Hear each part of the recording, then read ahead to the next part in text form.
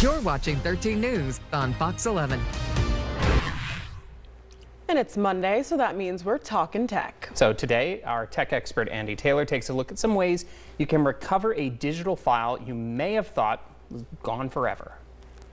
Well, today's segment can serve as a cautionary tale, a tale of what happens when you lose your data. And it can happen. It happened to me. I had a hard drive enclosure. One of these had a hard drive inside of it. And after spending months of moving data and organizing photos and documents and videos, about 3 months later, the drive decided it didn't want to work anymore.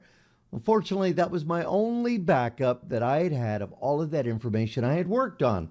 Well, I opened up the enclosure, I tried to access the drive, and I wasn't able to do it. And I could spend a lot of money sending it to what they call a clean room, some digital experts that could be able to access that drive, but there's no guarantee they'll be able to get the data off.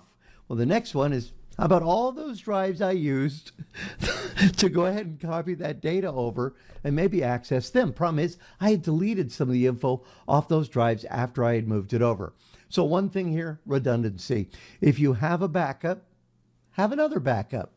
What's going to hurt? Now, I recommend a Seagate expansion drive, or even Western Digital is another brand, but this is a drive that could be very good to be able to move your data over. Maybe think about 2 of them. Now, backing up to the cloud can be good, but again, you want to have a redundant backup in case that happens. Now, for the purpose of demonstration, we've got a USB flash drive that has nothing on it. So we're going to go ahead and use a program called EaseUS Data Recovery Software. Now, this software can actually help you recover a program that has been deleted. Even if the drive has been formatted, you may be able to recover data. Let me show you how this program will be able to recover a music file off of this. We'll go ahead and we'll open up the program. Now, once you get the program updated, you remember you want to have a secondary drive because you're not going to be able to recover your info to the same drive, but you go ahead and do a search for the drive you want to recover.